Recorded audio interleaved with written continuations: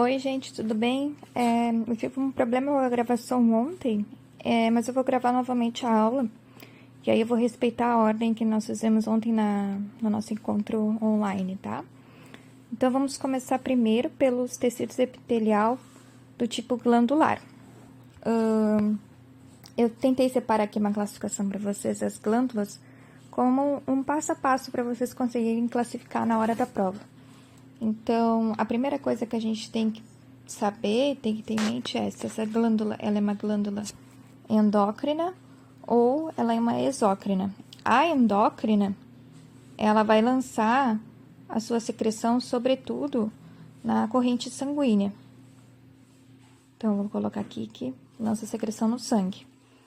A exócrina, no outro lado, ela vai lançar a secreção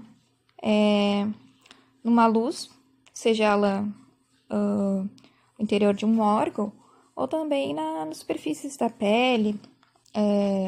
Então, aqui, por exemplo, a glândula sebácea, a sudorípara, essas todas vão desembocar na pele. E tem outras glândulas no interior do nosso aparelho, por exemplo, no intestino, no nosso aparelho digestivo, que essa secreção vai ser lançada na luz desse intestino. Então, para onde vai essa secreção, se dependendo se ela vai para o meio extracelular, digamos assim, ela vai ser uma exócrina, e se ela for parar lá no sangue, vai ser uma glândula endócrina e vai ter uma atividade, sobretudo, de hormônios. A segunda parte que a gente tem que saber da glândula é se essa glândula é uma glândula tubulosa ou se ela é uma glândula acinosa. O que é uma glândula tubulosa? A glândula tubulosa é aquela que tem esse formato aqui. Ela vai ter um formato mais assim. Aí aqui vai ter o ducto dela. E aí a secreção que tá aqui no interior vai ser jogada aqui para fora, para a luz. Seja de algum órgão ou alguma superfície, como eu acabei de falar. Ou se ela é acinosa. Uma glândula acinosa, ela seria assim, ó. Formando como se fossem bolinhas. E aí aqui estaria o ducto.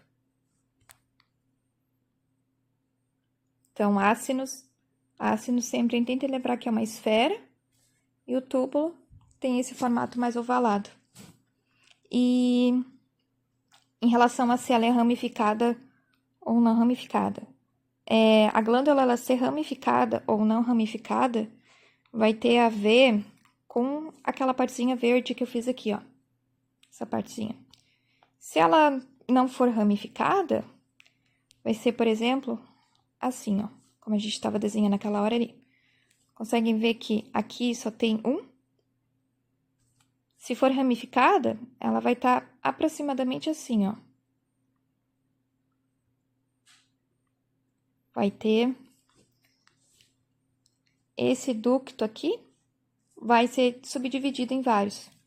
E aí, por isso que a gente chama aqui ramificada e aqui não ramificado. A gente tem que ter clareza na hora de classificar as glândulas em questão nesses 4 tópicos aqui que eu falei para vocês. Então, vamos ver o primeiro exemplo de glândulas. A primeira glândula aqui que eu trouxe, tá aqui do lado,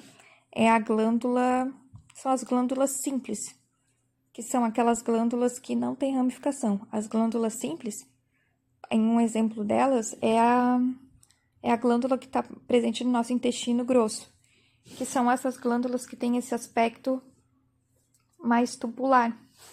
Vamos ver aqui o que você acha. Deixa eu diminuir um pouquinho. Ó, aqui, por exemplo, tá bem nítido que ela acaba formando um túbulo, que foi aquele formato ali que eu desenhei no slide anterior, ó. Conseguem ver? Tem bem o formato de túbulo. Então, como é que a gente ia classificar essa glândula? Glândula exócrina, porque é a primeira classificação, para onde ela excreta. Então, vamos lá. Onde? Aí vocês pensem, sangue ou na luz. Aí a gente pensa que a glândula do intestino vai lançar na luz do intestino, né? Para poder compor ali a mucosa do nosso intestino. Então, como essa secreção da glândula no intestino é para fora, agora eu vou falar um pouquinho mais através do que é as células caliciformes, mas agora eu já volto nisso, vou primeiro ver a classificação dela. Então, a gente vai dar o nome de exócrina. Tubulosa, justamente por conta do formato de tubo ali, que nós observamos aqui. Vamos voltar, ó. Aqui tem outro também, ó. Ó um túbulo aqui, ó. Se fosse um ácido, a gente ia enxergar tudo redondinho, mas aqui tá um tubo. E simples, porque essa glândula, ela tem essa característica aqui, ó. Vocês conseguem ver esse amarelo aqui? Vou pintar de verde agora. Ó. Isso aqui. Esse ducto aqui dela não é ramificado, ele é um só. Né? Não tem subdivisões. Então, é simples por conta disso. Então, vamos fazer um resuminho aqui. Simples. Vai ser quando não tem ramificação.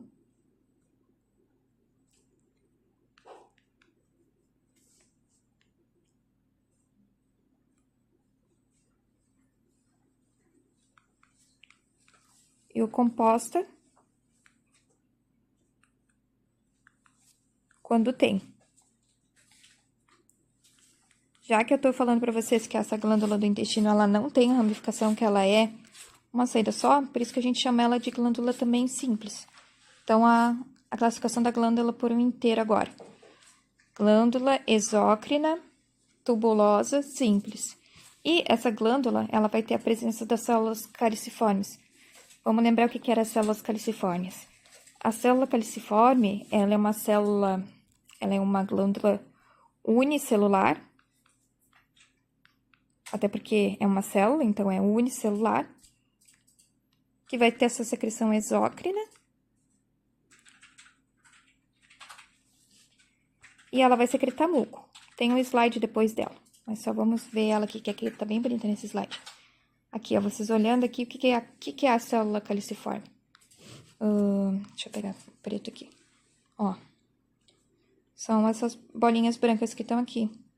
Deixa eu ver se tem... Ó, aqui tem um desenho legal.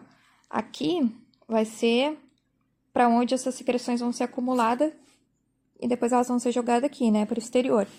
Então, como a célula caliciforme tá aqui, a secreção que ela produz acaba caindo aqui nesse ducto da glândula e é lançado para o exterior. E olha só como esse aqui é um corte de intestino grosso. Olha só como tem um monte de glândulas, né? Olha essa célula aqui, tá bem bonita. A presença de glândulas faz com que a presença dessa quantidade seja um tecido altamente mucoso, assim, e faz até sentido, né? Porque no intestino precisa ter bastante absorção de nutrientes, condução do bolo fecal, enfim, é importante a presença delas lá. Essa aqui é então, a secreção da célula caliciforme é uma secreção mucosa. Então, essa célula aqui, que é a glândula exócrina tubulosa simples, vai ter a secreção mucosa, predominantemente mucosa, tá?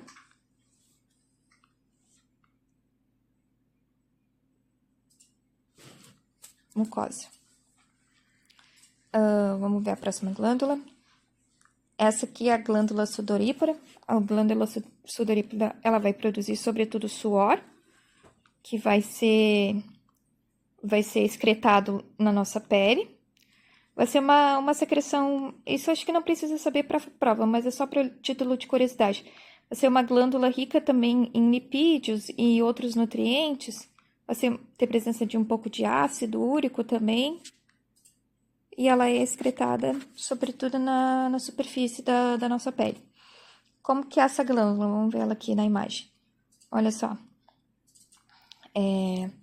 Ela parece um monte de ductos, né? Porque, pensem assim, vamos voltar aqui.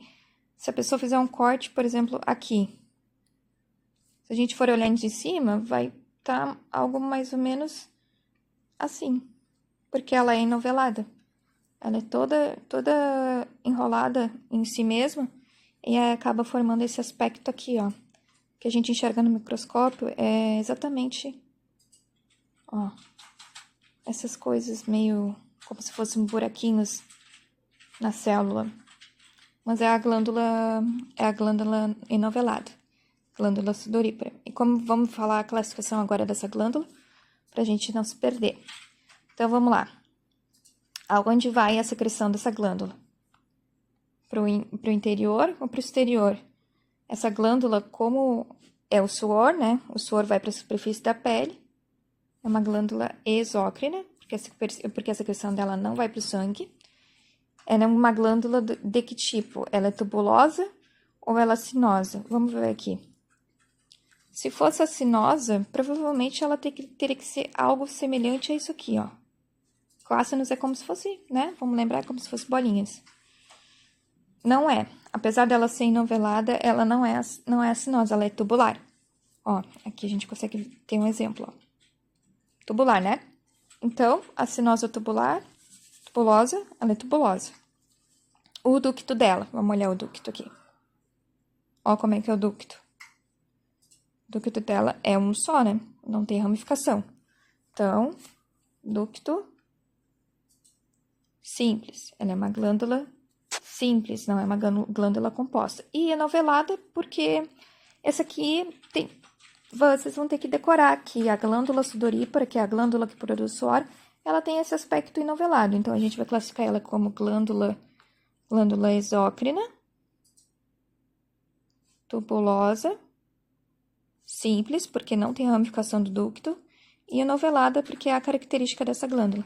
Essa glândula, a professora, a Gabi, sobretudo quando eu tive aula com ela, a Gabi gostava de cobrar essa glândula na prova, e ela utilizava essa lâmina aqui, que essa lâmina é de um corte de lábio de gato, e aí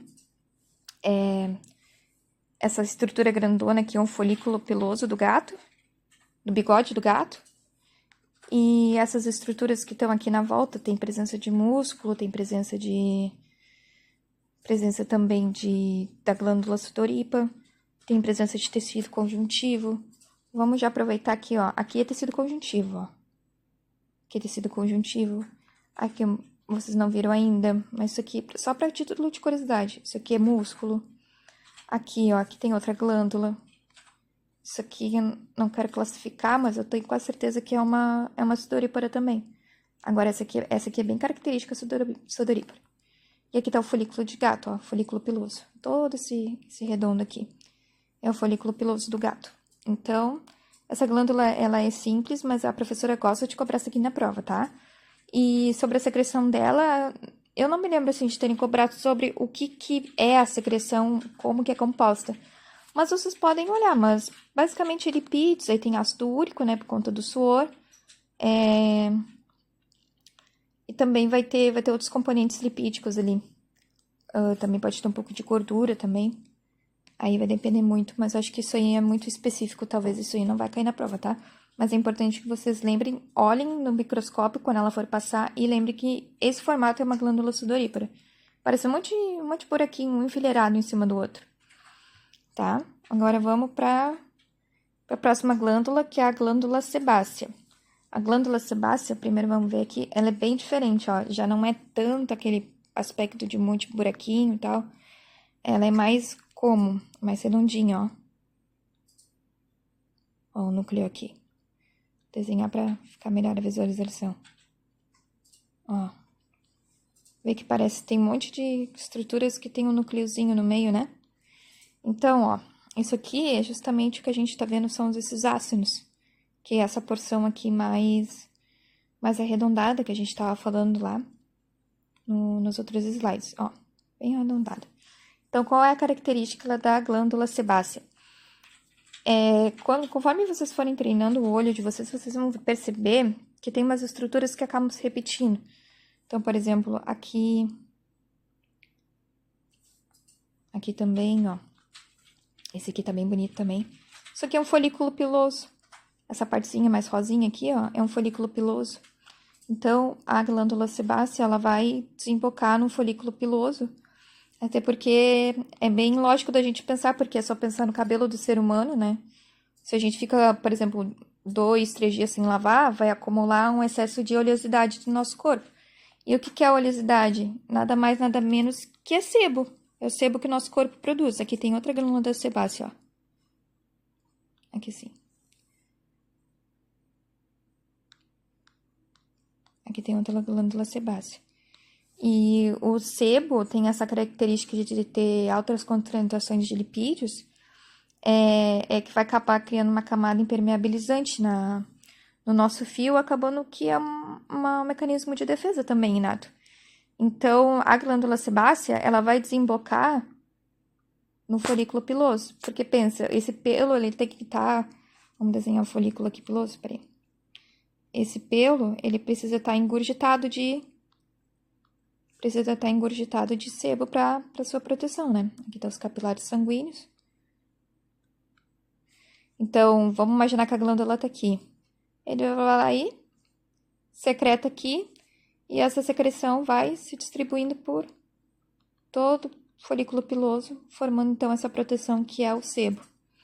Então, para diferenciar se é uma sudorípara ou se é uma sebácea, lembre que toda vez que tiver essa estrutura aqui mais rosadinha, tentei decorar aqui como essa parte, tem que lembrar que isso aqui é um folículo piloso, ó. Aqui na lâmina dá pra ver outros, ó. Tem uns que estão novinhos aqui. É toda estrutura, mas sobretudo essa porção mais rosada aqui. Ó, outro folículo. O folículo é tudo isso aqui, tá? Mas essa parte aqui que é bem característica. Que dá pra ver que é um folículo piloso mesmo. Então, vamos lá. Como que é a classificação dessa... Ó, até coloquei aqui. Que acabam desembocando, ó, desembocam no folículo piloso. Essa eu acho que é a principal característica. Essa lâmina tá bem legal pra estudar. Essa lâmina é lá do laboratório. Se eu não me engano, é a mesma lâmina dessa aqui, só que é outra parte, assim, andei mais pro lado, talvez. Ok. Aí, como que é a classificação dessa glândula? Então, ela é uma glândula... Vamos primeiro onde é que é. Onde que é a secreção dela? É endócrina ou exócrina? Bom, acabei de falar pra vocês que ela vai engurgitar o pelo, né? Então, ela vai pra superfície da pele, é uma glândula, então, exócrina. Ela é tubulosa ou ela é acinosa? Vamos ver aqui. Esse aqui tem mais um formato de ácinos, né? Ó, desenhou até uma estrela. Tem um formato de ácinos, ó. Aqui redondo. Aqui também. Ó. Essa glândula é igual àquela ali que a gente tava olhando antes, tá? Só que aquela então, um desenho mais nítido. Ó. Aqui também. Então, ela é tubulosa ou ela é acinosa? Ela é acinosa, porque se fosse tubulosa, ela teria que ser mais ou menos isso aqui, ó. E não é o que a gente vê ali, tá? A glândula sebácea, então, ela vai ter a característica de ser acinosa. Então, vamos botar ali na classificação. Tubulosa ou acinosa? Acinosa. Até vou desenhar aqui um núcleozinho. Ó, acinosa, formato de bolinha. Ela é simples ou é ramificada? Eu trouxe um desenho aqui para vocês tentarem decorar isso aí. Ela é simples, tá? O ducto dela não tem ramificação. Ela desemboca aqui, é um ducto só que acaba vindo para cá, para a superfície, tá? É um ducto só. Então, ela é simples, porque se ela fosse ramificada, aí seria uma glândula composta. Então, como ela não é ramificada, é simples.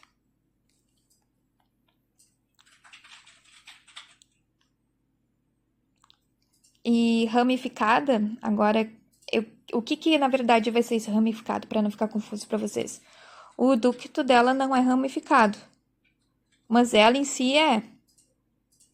Como assim? Vocês conseguem ver essa porção essa porção roxa aqui? Ó, essa porção roxa aqui, ela vai formar vários, ó. Então, ela acaba se tornando ramificada, porque se não fosse ramificada, seria só um desses roxinhos se interligando diretamente aqui com o amarelo. Então, seria mais ou menos assim. Então, os ácidos dela, né? A porção secretora que vai ser toda essa porção aqui, essa porção aqui mais roxa, toda essa porção secretora, ela vai ser ramificada. O ducto não é ramificado, mas os ácinos, que é a porção secretora, que é essa porção aqui, são. Então, simples porque o ducto não tem ramificações, mas os ácinos sim. Então, a quarta classificação aqui é que ela é ramificada. Então, como é que vai ficar o nome completo dela? Vamos ver aqui em cima. Glândula exócrina, acinosa, simples. Vou fazer uma setinha aqui para não confundir vocês. Simples, por conta dessa porção amarela. E ramificada, por conta dessa parte aqui. Certo? E aí, se vocês tiverem um pouco de dúvida, a gente pode entrar aqui no app. Deixa eu dar abrir um pouquinho aqui. Acho que eu vou abrir na tela inteira. Mas a gente acha aqui nesse site que eu falei ontem pra vocês, que é o Histology Guide, ou seja, guia em histologia. Aí vocês conseguem pegar aí aqui, ó, ir na caixa de slides e ver aqui, ó, vocês podem acessar célula, epitélio, tecido conjuntivo, glândulas exócrinas, ó. Vamos ver se tem a... Eu acho que não vai ter aqui a... Mas tem na pele. Vamos ver a pele, então, aqui. Provavelmente tem uma. Vamos ver se a gente acha uma glândula aqui. Ó, tem uma sudorípara, que é a outra. Olha aqui, tá bem bonito o corte dela, ó. Aí aqui tá bem bonitinho. Aqui estão mais, parece que estão mais juntinhos, né? Os folículos. Ó, folículo piloso. Olha como é o folículo piloso aqui. Vamos ver se a gente acha, por um acaso, uma glândula sebácea. Vamos ver se tem aqui. Aqui tá o folículo. Olha, lá embaixo ele. E por aqui na volta, é que normalmente essa glândula, ela tem uma secreção que, depois que ela secreta, ela morre, essa célula, né? Pra depois se renovar. E aí, nesse caso, acho que não pegou o corte. Mas, enfim, ela teria que estar aqui, tá? Ó. Deixa eu ver se pode ser essa aqui. É, não tenho toda certeza, assim. Deixa eu ver se eu acho uma imagem aqui pra ver pra vocês. Então, aqui no aplicativo, eu fui na parte de pele e coloquei ali couro cabeludo, que é o que eu tava falando pra vocês aquela hora. Então, vamos ver aqui, ó. Aqui é a superfície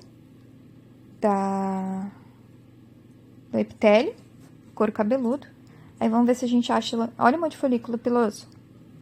Aí, olha, esse aqui tem até um pedacinho do pelo ali, ó. Esse aqui, ó, esse aqui tá melhor. Cortou aqui, teve um corte, mas aí não pegou todo, né? Mas... Cadê minha setinha? Olha só aqui. Tudo isso aqui, ó. É a glândula sebácea, né? Olha ali. Bem legal, né? Muito legal. Aí tem outros modelos aqui, vamos ver. Ó, e aí esse aplicativo ele é bom que a gente consegue chegar bem perto, ó. Dá pra ver bem, né, que é a acinose. Olha esse aqui. Presença de ácidos. Ó o núcleo aqui da glândula. Tá bem bonito esse aqui. Ó o pelo aqui. Pelo aqui, ó. A raiz do folículo piloso. Aqui tem outra glândulazinha, ó. Sebácea também. Tá bem corada, tá bem mais corada que aquela imagem lá. E a gente consegue ver bem as células. Ó o núcleo. Ó o ductozinho, ó. Todas elas vão se desembocar no ducto, né? E elas estão sempre do lado de folículo piloso. Vocês viram que o folículo piloso tem essa parte sempre mais forte, assim. Por exemplo, se for uma eosina, ela fica mais rosa. E aqui ela fica bem mais roxinha. Aí vai dependendo do corante, tá? Essa lâmina tá bem bonita, assim. Bem bonita mesmo. Acho que aqui tem outra de couro cabeludo também, outro corte de couro cabeludo. Vamos ver se abre. Vamos ver esse aqui. Ó, já tem pontando ali.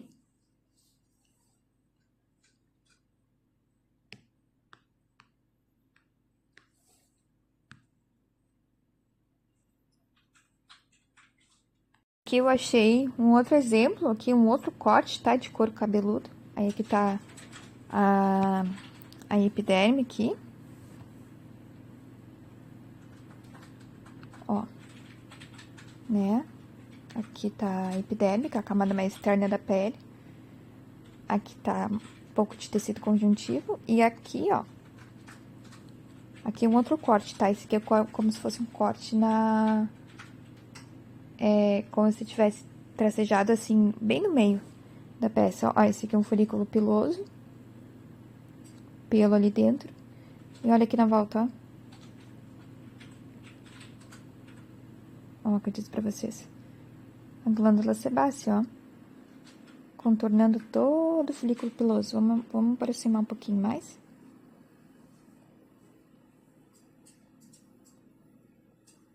Olha só. Que bonito, ó. Aqui. Gente, vamos ver se a gente consegue aproximar mais ainda. Célula, pra ela ver que ela tem um monte de ácidos, ó. Toda acinosa, todinha. E aí, guardar essa característica que ela sempre acompanha o folículo piloso. Aqui tá o pelo, o folículo e a glândula que vai mandar essa secreção diretamente pra cá, pra nutrir esse pelo, certo? Agora vamos dar seguimento aqui, então, nas glândulas que são compostas. As glândulas compostas são aquelas que vão ter, sobretudo, a ramificação dos seus ductos. Então, vamos escrever aqui. É composta porque os ductos têm ramificação.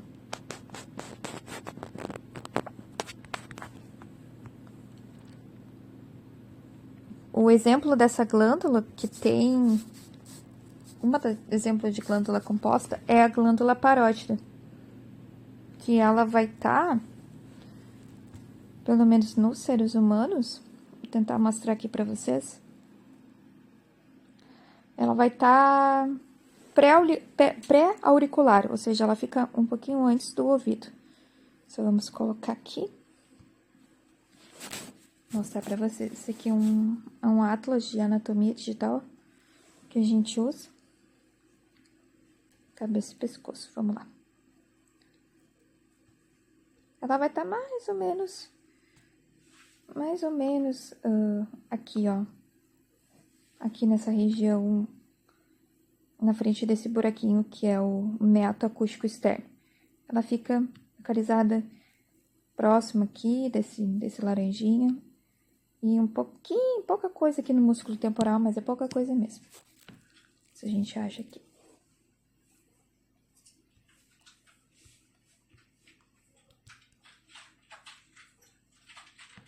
Aqui, ó.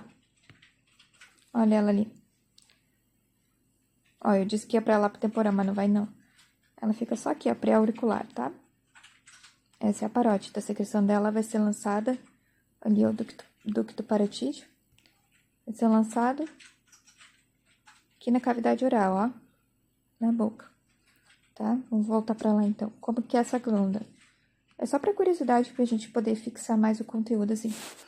Então, essa glândula, como eu disse pra vocês, ela vai excretar o conteúdo dela na cavidade oral. Então, logo, ela é uma glândula exócrina. E ela é uma glândula acinosa. Olha aqui os ácidos. Deixa eu contornar aqui. Aqui estão bem pequenininhos, mas olha isso aqui. São bem acidófilos, ou seja, são bem clarinhos, ó. Ela é composta toda por ácidos, ó. Né? Então, vamos ver. Glândula exócrina acinosa e composta. Por que composta? Lembra que eu tava falando lá? Porque se fosse simples, seria só um ducto. Mas olha o que esse ducto acaba fazendo. Ele vem pra cá. Aí ele vem pra cá também. E ele vem pra cá, pra baixo, ó. Por isso que não é simples, tá? Por isso que é composto. Se fosse composto, ele seria como aquele outro desenho que a gente colocou lá embaixo. Ele seria mais assim. E a porção secretora ia ficar mais desse jeito, tá? Então, composta por conta disso. Aqui, a gente já pode trazer uns conceitos que vocês estavam confusos na aula, que era ducto intralobular e ducto extralobular, né? Então, a gente vai primeiro lembrar um conceito do que é lobo, o que é lóbulos, e o que é lobo. Vou tentar explicar na outra imagem. Aqui, ó. Vocês tentem lembrar que vários lóbulos formam um lobo, tá? Então, vamos tentar desenhar aqui. Aqui eu tenho um lóbulo, aqui eu tenho outro, e assim por diante, tá?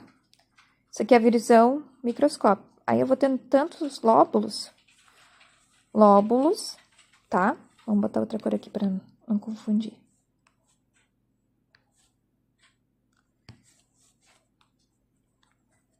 Ó, vou ter muitos lóbulos.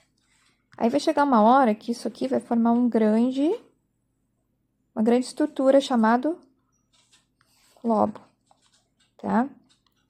Essa é a principal diferença. Lóbulos são essas estruturas pequenas aqui, e o lobo é essa estrutura maior. E assim é organizada a glândula parótida. Ó, aqui tem uma imagem, ó. Vários lóbulos, ó, lóbulo, outro lóbulo, formando um lobo. Bem grande, tá? Então, vamos ver. O ducto intralobular, ele já diz o nome, né? O próprio nome já diz. Ele vai estar dentro do lobo. Então, vamos ver uns exemplos aqui de ducto intralobular. Aqui tem um. Aqui tem outro. E aqui tem um outro.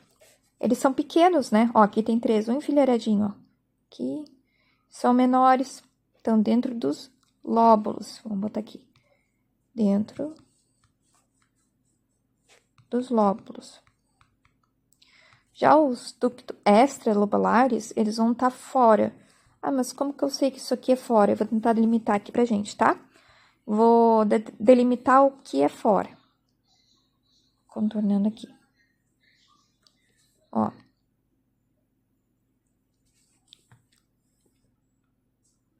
Essa parte aqui, que tá... Vamos botar uma setinha daqui. Essa imagem ficou ruim. Daqui até aqui, isso aqui é uma porção que tá extra do lobo. E isso aqui ao redor, essas porções aqui, são tecido conjuntivo. O ducto extralobular, normalmente, ele vai estar rodeado de tecido conjuntivo. Então, esse aqui é o ducto extralobular. E na sua margem, ó, ao redor aqui tem bastante tecido conjuntivo. Essa estrutura vermelhinha que eu apontei aqui,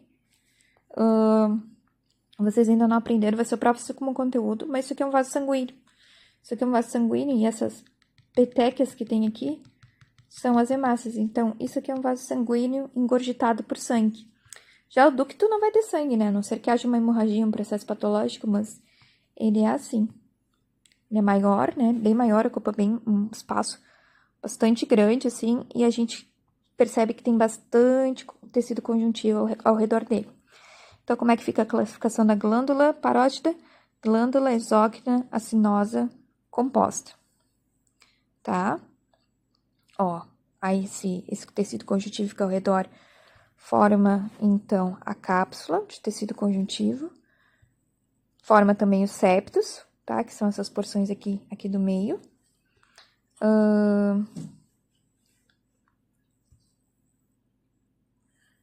E aqui tá um desenhozinho de como ela é mais ou menos, tá?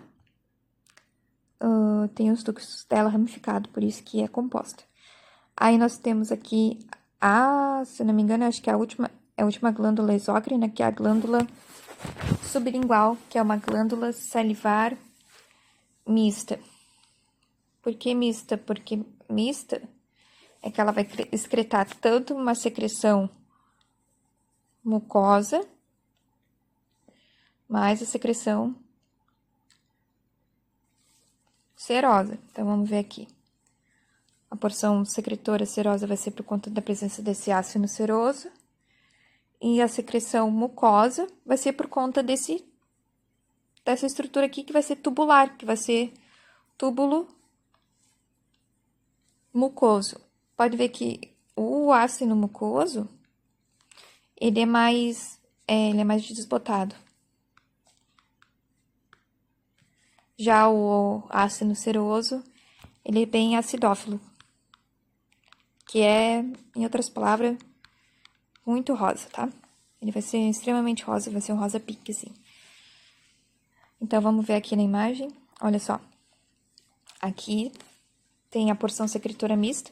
Aqui tá a meia lua serosa. Vou botar de verde. Ó, meia lua serosa. Aqui tem outras, ó. Aqui tá igual. Aqui tá igual. Ó, tem várias meia lua serosa. E essa porção aqui do meio, que é a porção mucosa, tá? Aqui tem uma parte de secreção. Se não tivesse, né, a parte serosa, isso aqui tudo seria muco. Secretaria só muco. Então, como que é a classificação dessa glândula, então, que eu não coloquei ali? Eu vou tentar abreviar, tá? É uma glândula exócrina, tubulocinosa,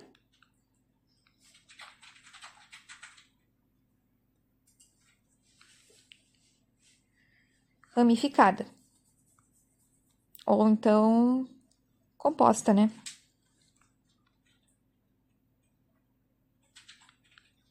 Glândula exócrina tubulocinosa composta, dá pra classificar assim, tá? A secreção dela é mista, basicamente isso quer dizer. Aí aqui eu fiz um esqueminha, ó. Aqui por fora, a meia lua serosa. Aqui dentro, a porção tubular mucosa. E aí, essas duas secreções, elas vão fazer esse caminho aqui. A da serosa vai vir pra cá, a da mucosa também. E aí, elas vão se misturar. Essa secreção vai ser uma secreção que vai ser composta tanto por muco quanto por material proteico. E essa glândula, um exemplo dela é a sublingual, que também vai cair lá junto com a parótida, né? Vai cair na cavidade oral. A gente também aqui fiz uns exemplos de glândulas para vocês terem um resuminho. Então, as que a gente viu foram essa aqui, essa também,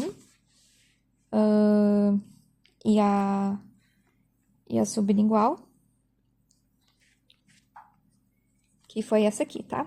Depois, se vocês quiserem pesquisar exemplos dessa e dessa, ou dessa também, fiquem à vontade, mas as que vão cair na prova provavelmente são essas aqui que a gente acabou estudando. Agora, partindo então para as glândulas endócrinas, chegando ao fim dessa parte do sistema epitelial glandular.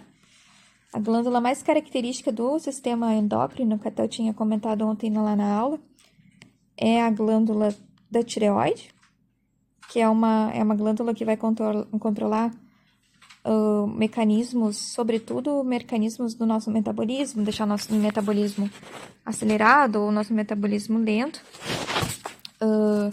Ontem eu estava comentando com vocês que tem uma doença chamada doença de Graves na medicina, que ela é uma doença que vai se caracterizar pelo aumento dos hormônios da tireoide, que é o T3 e o T4. Essa doença, ela vai produzir no paciente uma exoftalmia. Vou mostrar para vocês. Então, assim, ela é uma glândula, para mim, ela é uma glândula mestre, sabe? Na medicina, assim, sobretudo na medicina, porque Quando a gente enxerga um paciente com doença de Graves, não tem como falar é outra coisa. Vamos botar aqui, para vocês verem. O paciente chega no consultório, basicamente com os olhos saltados.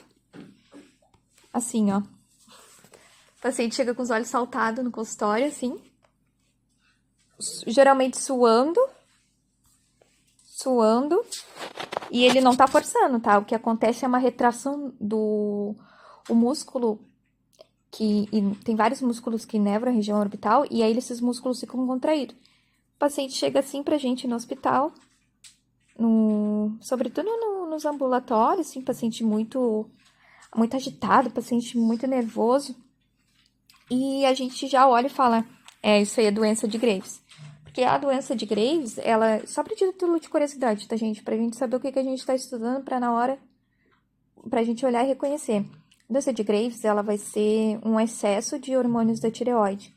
E quanto mais hormônios da tireoide circula pela corrente sanguínea, isso vai fazer com que o nosso metabolismo fique acelerado. Só que um excesso vai acabar que a pessoa vai ficar com taquicardia, que é o aumento da frequência cardíaca. Ela vai ficar com suor excessivo, vai gastar muita energia. Então, são pacientes que normalmente são magros.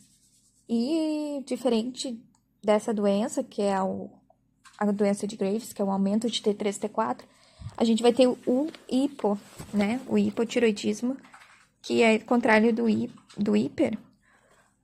O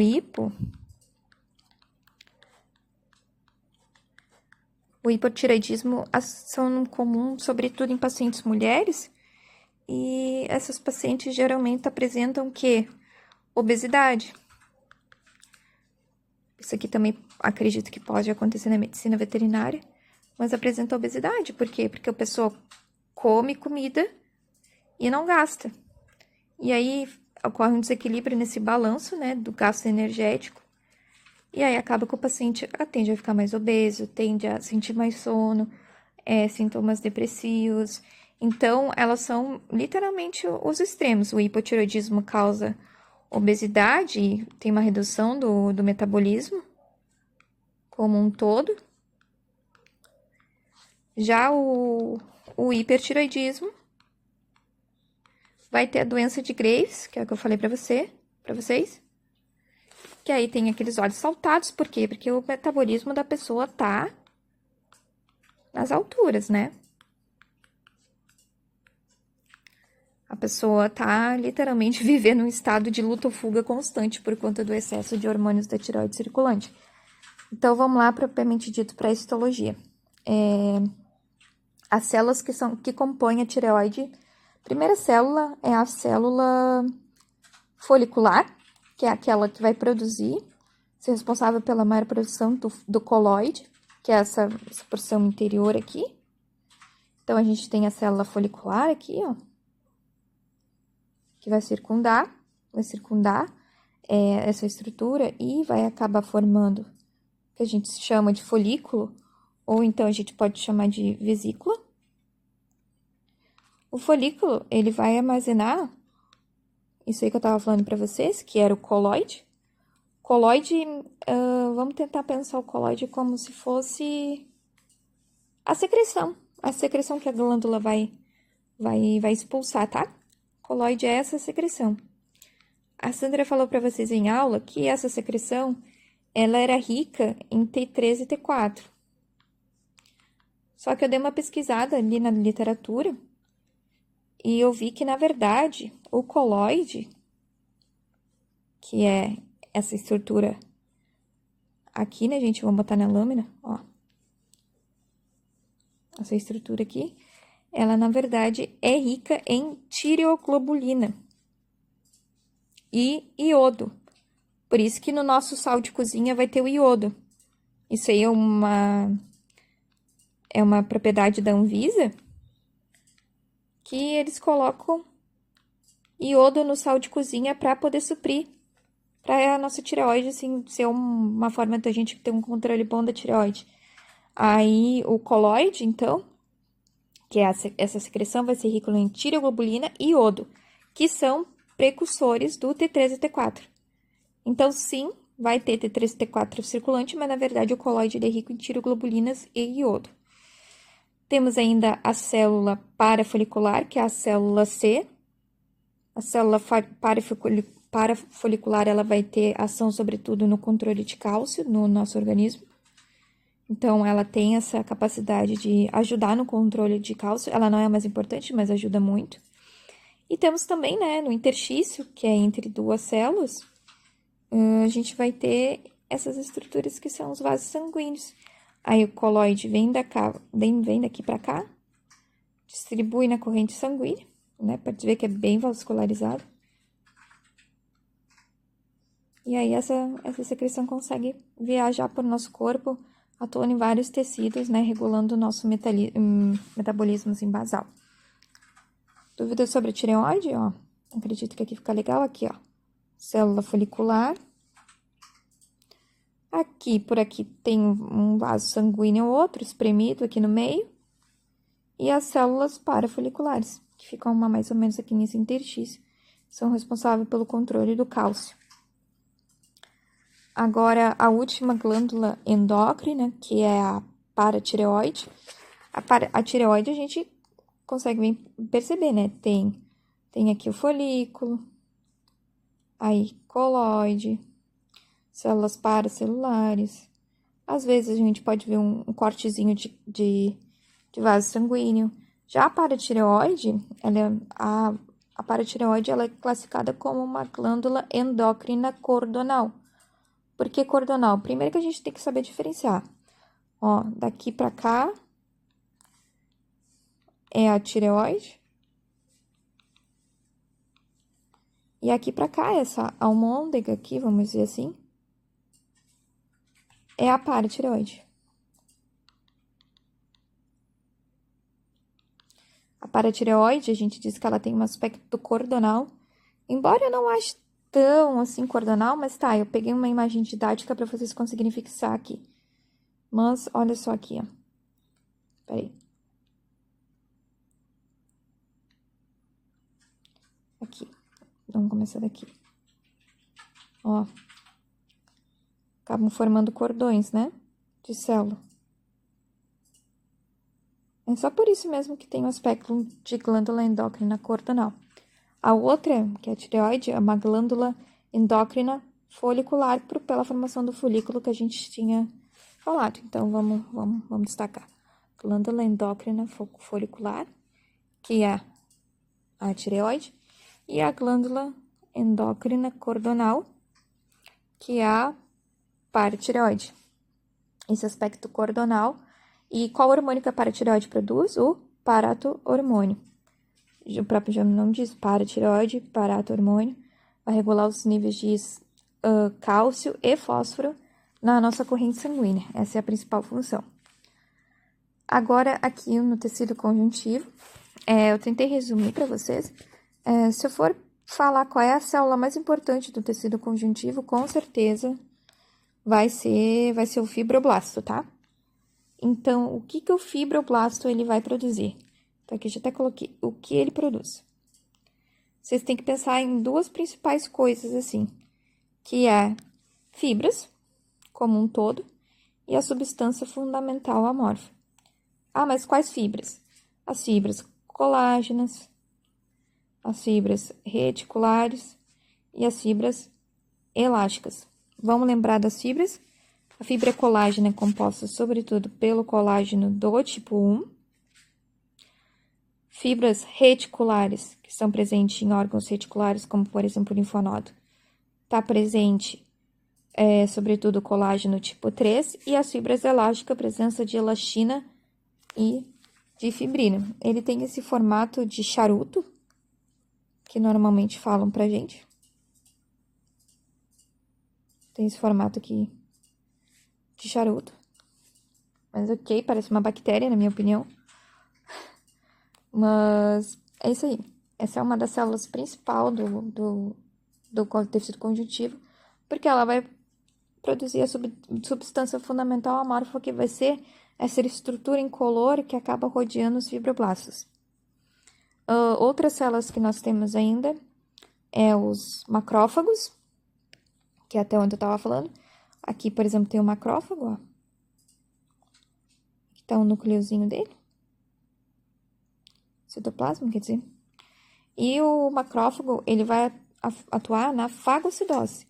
Ele fagocita, ou seja, ele joga fora tudo aquilo que é de porcaria do nosso corpo. Então, por exemplo, vírus, tecidos, restinhos de tecidos, eles entram assim e fazem uma limpa mesmo, como se fossem nossos funcionários de limpeza, assim, do nosso corpo. E o macrófago, uma coisa que eu acho legal também a gente saber, não precisa decorar para prova, tá? É que quanto mais impurezas ele vai capturando, vai fagocitando, ele vai ficando mais gordinho, mais engorditado. Vocês veem que isso aqui é um macrófago, ó. Olha o tamanho dele. Né? Tá super diferente, super grandão. Ó, aqui tá o núcleo dele. Super diferente. Aconteceu é que ele acabou pegando mais substâncias e se transformou nesse maiorzão. A gente também tem os linfócitos, que atua sobretudo na defesa. Os plasmócitos, que vocês têm que saber que eles apresentam antígenos. Acho que não precisa... Vocês não precisam saber qual o tipo de imunoglobulina que os plasmócitos apresentam, mas vocês têm que saber que ele tem a função de apresentação de antígeno. Eles atuam também na nossa defesa, assim como o linfócito, tá? Olha aqui um outro macrófago pegando e se ingurgitando de elementos, ó. Tá ficando maiorzinho, né? Isso aqui é bem legal da gente ver.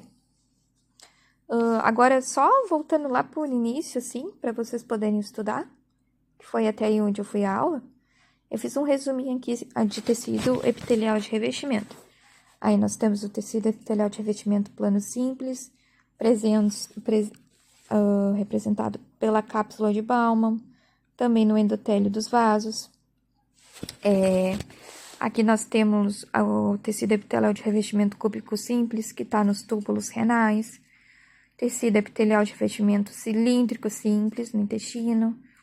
Aí nós temos o tecido epitelial de revestimento pseudoestratificado ciliado. Aí nós vamos ter na traqueia.